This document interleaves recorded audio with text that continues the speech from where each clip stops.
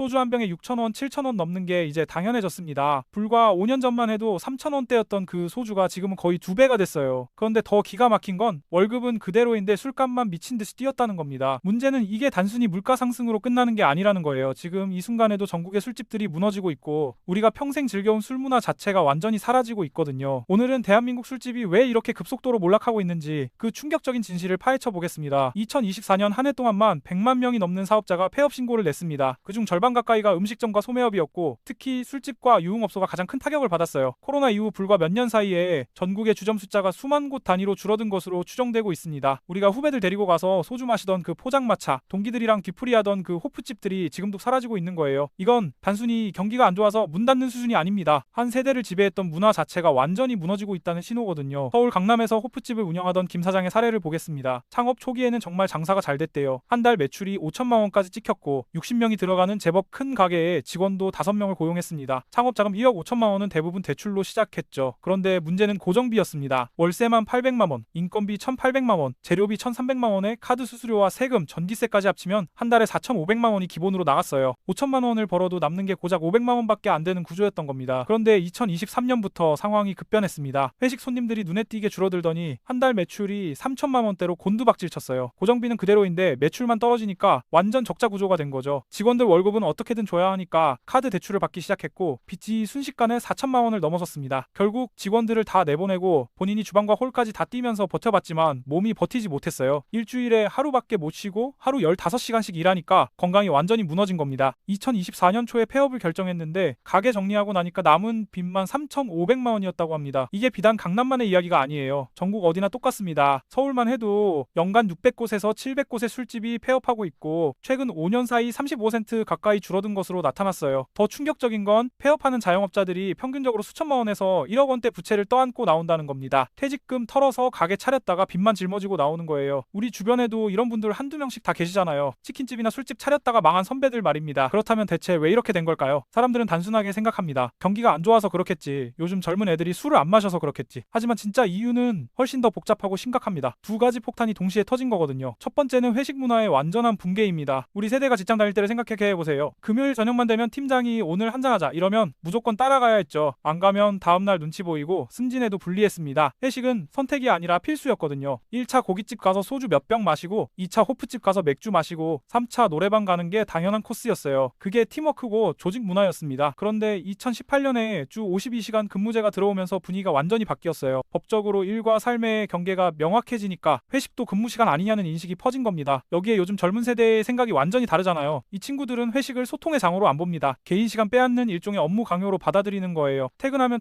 자기 개발하거나 취미 생활하는 게 훨씬 중요한 겁니다. 그러니까 회식 자리에서 저 먼저 들어가 보겠습니다. 이런 말이 자연스러워진 거죠. 실제로 여러 조사를 보면 직장인들의 회식 횟수와 회식 시간이 주 52시간 근무제 이후 크게 줄어든 것으로 나타나고 있습니다. 그런데 여기서 핵심은 이겁니다. 안 그래도 회식이 싫은 젊은 세대한테 비싼 술값이 회식을 거절할 완벽한 핑계가 되어버린 거예요. 부장님, 요즘 술집 가면 소주 한 병에 6,000원, 7,000원 하는데 부담스럽지 않으세요? 이렇게 나오면 부장도 할 말이 없어지는 겁니다. 경제적 부담과 문화적 거부감이 딱 맞아떨어진 거죠. 대기업들도 이 흐름을 따라가고 있어요. 여러 대기업들이 회식비 예산을 줄이고 그 돈을 직원들이 자유롭게 쓸 수 있는 복지 포인트나 자기 개발 지원으로 전환하는 추세입니다. 직원들은 그 포인트로 헬스장 끊거나 온라인 강의를 듣죠. 예전 같으면 강남 유흥가로 흘러 들어갔을 돈이 이제는 완전히 다른 곳으로 빠져나가는 겁니다. 두 번째 폭탄은 개인 소비의 급격한 위축입니다. 회식만 줄어든 게 아니라 친구들이랑 만나서 마시는 것도 확 줄었거든요. 자, 한번 계산해 보시죠. 요즘 번화가에서 2명이 술자리 가지면 얼마 나옵니까? 소주 서너 병에 안주 두어 개만 시켜도 쉽게 7만 원에서 10만 원이 나옵니다. 5년 전만 해도 5만 원이면 충분했던 자리가 지금은 2배 가까이 돈이 들어가요. 월급은 그때나 지금이나 비슷한데 술값만 미친 듯이 올랐죠. 여기서 끝이 아닙니다. 2022년부터 금리가 폭등했잖아요. 한국은행이 기준금리를 0.5%에서 3.5%까지 짧은 기간에 급격하게 끌어올렸습니다. 이게 우리 지갑에 어떤 영향을 미쳤는지 아십니까? 3억 원짜리 아파트 담보대출 받은 직장인이 있다고. 금리 인상 전에는 한 달 이자로 50만 원 정도 냈는데 지금은 80만 원에서 90만 원까지 내야 하는 경우가 많아요. 월급은 그대로인데 매달 빠져나가는 돈만 30만 원에서 40만 원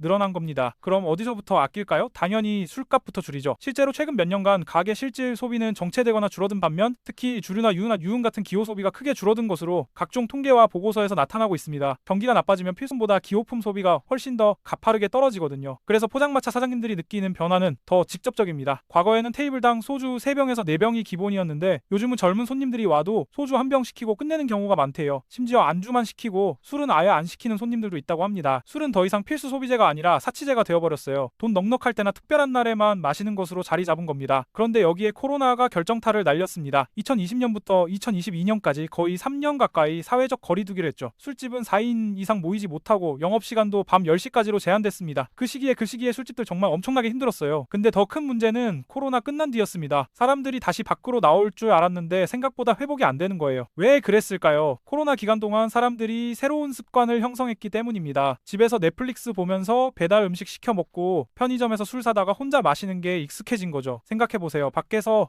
친구 만나서 10만원 가까이 쓰는 것보다 집에서 좋은 와인 한 병이나 위스키 사고 괜찮은 음식 배달시켜 먹으면 훨씬 편하고 만족스럽거든요. 시끄러운 음악도 없고 막차 걱정도 없고 모든 게 내 마음대로입니다. 그래서 안 그래도 회식이 부담스러운데 집이 훨씬 더 편하다는 걸 깨달은 겁니다. 경제적으로도 합리적이고 심리적으로도 편안한 선택이죠. 이건 일시적인 현상이 아닙니다. 3년 동안 몸에 밴 습관은 코로나가 끝나도 쉽게 안 바뀌거든요. 실제로 통계청 자료를 보면 온라인 음식 배달 시장이 2019년 대비인 2020년에만 거의 2배 가까이 뛰었고 그 이후에도 계속 성장세를 이어가고 있습니다. 넷플릭스나 웨이브, 티빙 같은 주요 OTT 서비스를 합치면 이용자가 수천만 명 수준에 이르렀다는 분석도 나오고 있어요. 저녁 시간에 밖에 나가서 술 마시던 사람들이 집에서 드라마 보면서 맥주 한 캔 마시는 걸로 만족하는 겁니다. 술집 입장에서는 완전히 새로운 경쟁자가 생긴 거죠. 옆 가게가 아니라 우리 집 소파와 넷플릭스가 경쟁 상대가 된 겁니다. 여기서 한 가지 더 짚고 넘어가야 할 게 있습니다. 노래방 얘기예요. 우리 세대한테 노래방은 정말 빼놓을 수 없는 추억의 장소잖아요. 회식 끝나고 2차로 노래방 가서 트로트 한 곡 뽑 발라드 열창하던 그 시절 말입니다. 근데 노래방이 지금 정말 심각한 위기에 처해 있어요. 문화체육관광부 통계를 보면 2010년대 초중반 정점을 찍은 뒤 10년 남짓 사이에 노래방 업소 수가 절반 안팎 줄어든 것으로 추정됩니다. 거의 10,000개 이상이 사라진 거예요. 왜 이렇게 됐을까요? 노래방은 우리가 지금까지 얘기한 모든 악재를 정통으로 맞았습니다. 회식 문화가 무너지면서 단체 손님이 사라졌고 임대료랑 인건비 같은 고정비는 계속 올랐죠. 거기다 유튜브에서 노래방 반주를 찾아서 집에서 부를 수 있게 됐습니다. 굳이 돈 내고 밖에 나갈 이유가 없어진 거예요. 노래방 업계도 나름 대응했습니다. 코인 노래방이라는 새로운 형태를 들고 나왔죠. 혼자서도 부담 없이 짧은 시간 저렴하게 이용할 수 있다는 게 장점이었어요. 실제로 한동안 코인 노래방이 인기를 끌기도 했습니다. 하지만 그것도 잠깐이었어요. 코인 노래방도 결국 임대료 압박을 피할 수 없었고 사람들을 지속적으로 끌어들일 만큼 매력적인 걸 제공하지 못했습니다. 업계 인터뷰들을 보면 노래방 하나 차리는데 인테리어, 방음시설, 음향 장비 등으로 보통 수억 원의 자금이 들어가고 문 닫을 때도 철거에 수천만 원이 들 수 있다고 합니다. 결국 퇴직금 털어서 노래방 차렸다가 빚만 떠안고 나오는 사장님들이 속출하는 거예요. 2023년 전후로 자영업자나 영세 소상공인의 개인 회생 신청이 크게 늘었고 그중 상당수가 음식,